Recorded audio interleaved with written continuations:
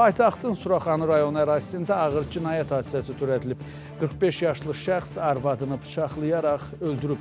Hadisə parkda istirahət edən insanların gözü qarşısında baş verib. 39 yaşlı qadının öldürülməsinə şahidlik edənlərlə əməkdaşımız Rəşad Vəkiloğlu həmsöhbət olub.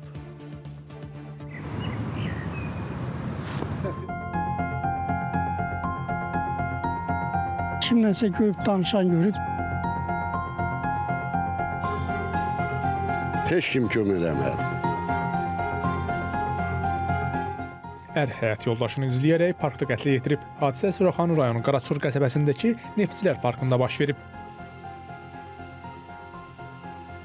Məlumata görə 45 yaşlı Natiq Məhərrəmov yoldaşını qətlə yetirmək məqsədi ilə onun olduğu parka gəlib. Üzərində olan bıçaqla həyat yoldaşı 39 yaşlı Seviz Məhərrəmovaya bir neçə bıçaq zərbəsi vurub.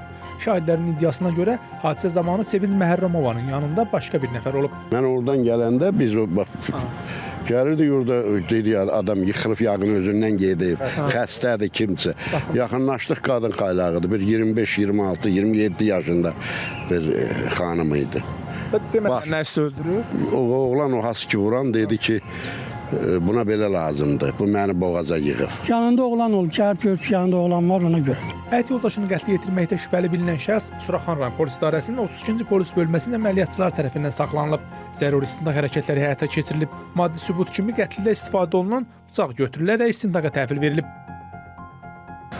Məlumata görə Natiq Məhərrəmov həyat yoldaşını parkın bu hissəsində bıçaqladıqdan sonra əraziyə polisin gəlməsini gözləyib. Hadisə şahidləri dərhal qadına yardım göstərilməsi üçün təcil yardım briqadası çağırıblar. Lakin polis və təcil yardım briqadası hadisə yerinə gələnə qədər qadına aldığı bıçaq xəsarətlərindən elə buradaca dünyasını dəyişib. Meyit müayinə olunması üçün məhkəmə tibbi ekspertizə və patoloji anatomiya birliyinin Suraxanı şöbəsinə təhvil verilib. Qətlin qısqanlığı zəminində törədildiyi iddia edilir. Faktla bağlı Suraxanı rayon prokurorluğunda cinayət işi açılıb. Araşdırma aparılır.